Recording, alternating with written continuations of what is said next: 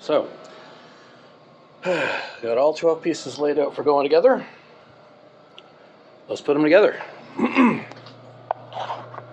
You saw me do this, I believe, on the last kilt I did, the snakeskin print. But, yeah, this is mass production.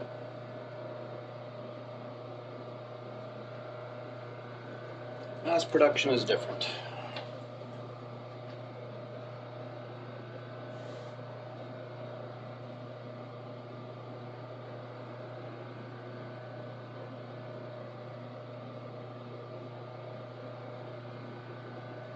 Line everything up for the 1/2 inch.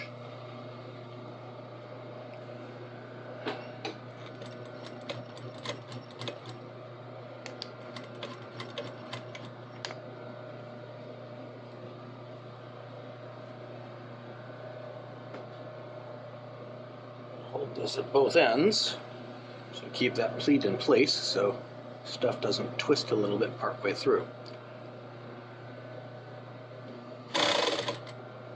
And it pulls. There is a stretch to this material which makes everything a little bit more difficult than it should have to be.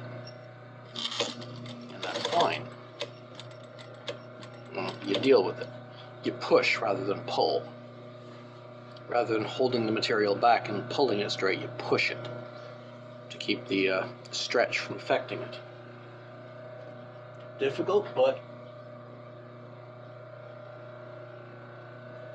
still possible.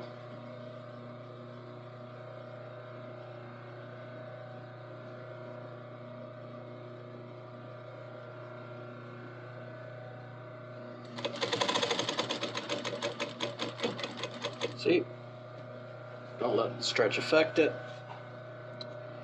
And it's no more difficult than it has to be. You can see here the seam between the two pieces of the pleated fall.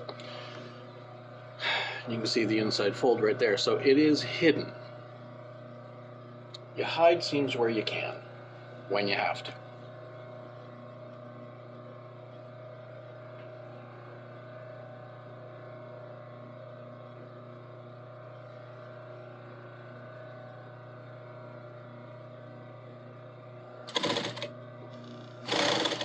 You don't want to go incredibly fast on this.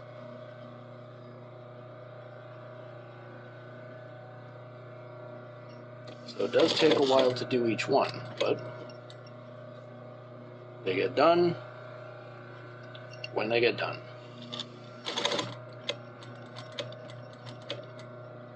You'll like it when I get to the end.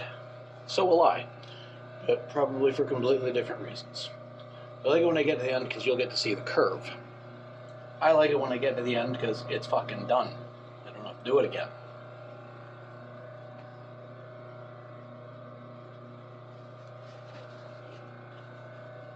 But that curve on the back of this yoke,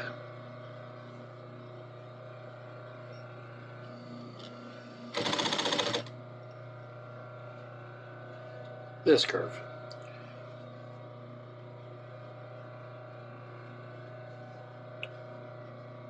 it adds another level of complexity to dealing with the stretch, which is already a pain in my dick,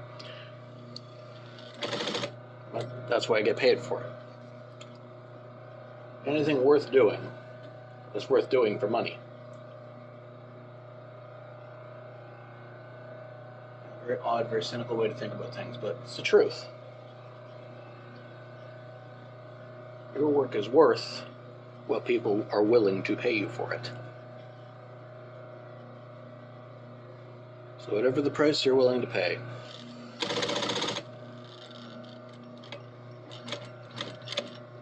Make sure you're at least making minimum wage. More if possible. As an example, for these, if I take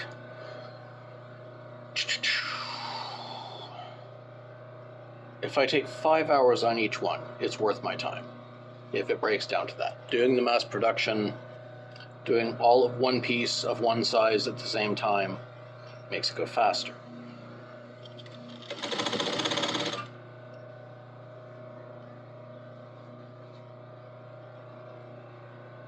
So I make more than minimum wage,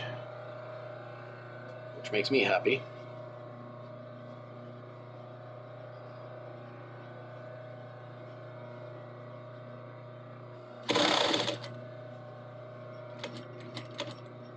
I charge less than a lot of other people doing the same type of work, which makes clients happy.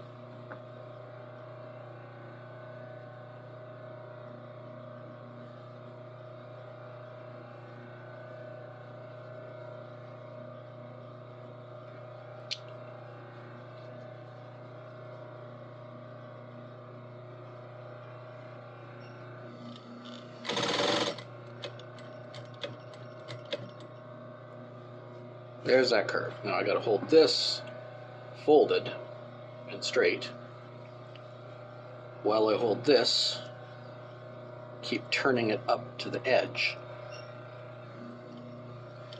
and push it so that it doesn't stretch. Again, more complications, more difficulties. Stretch material, given a choice, when I'm using stretch material, especially four-way, like a power mesh or spandex, a lycra, I prefer to only use a serger if possible.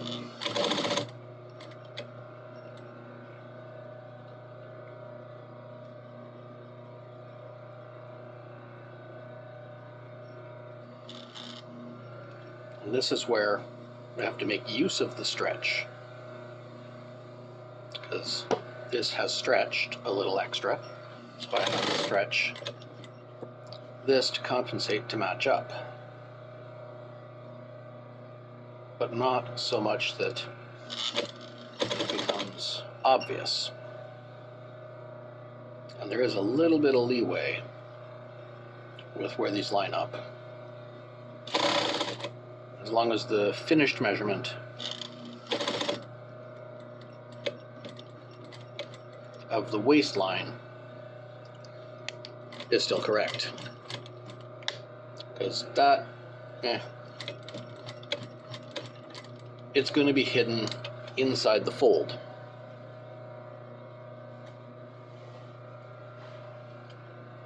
So that's the main stitch. Now I got to do a top stitch on it, make it pretty. We fold up. So the fold goes up when we do the top stitch, which means running against, means running against this edge of the presser foot to make my 1/4 inch. Again, all of these seams are going to be hidden. This one is going to be hidden underneath the apron.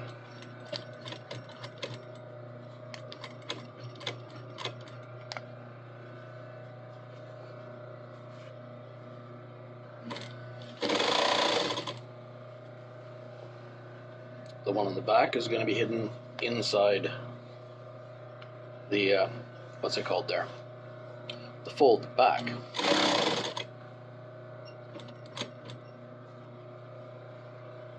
You only really have to worry about the seams that you see.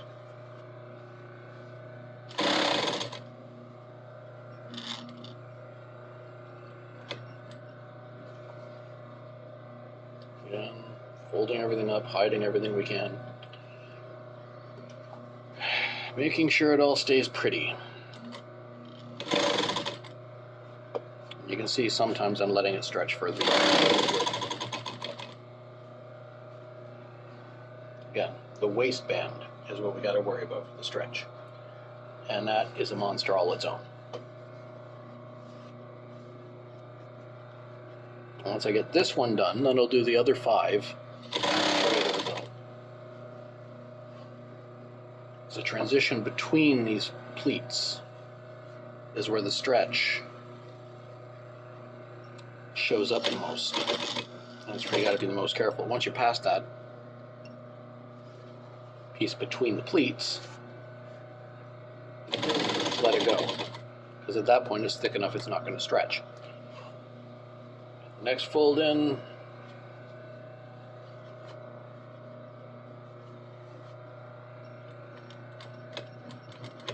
Push that forward so it doesn't stretch. We're into the next one. I'm going to let it go.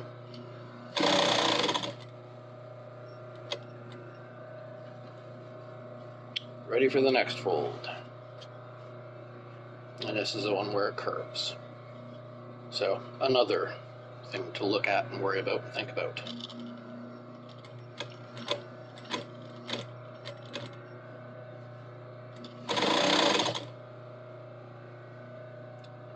Last fold. Get that all in there nice and straight. Make this curve.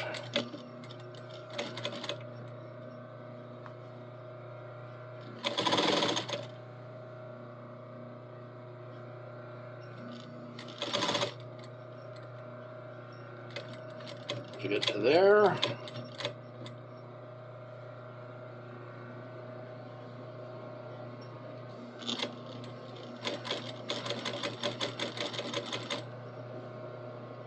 Not sew my hands, which I have done in the past. I can show you photos of that. I should at some point.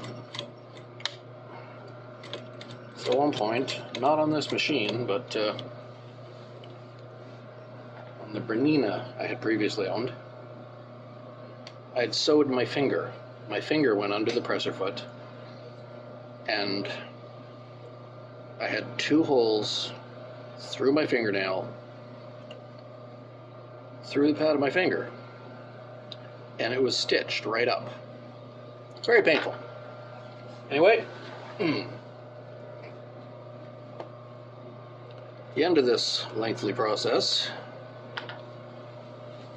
I'll show you what we got.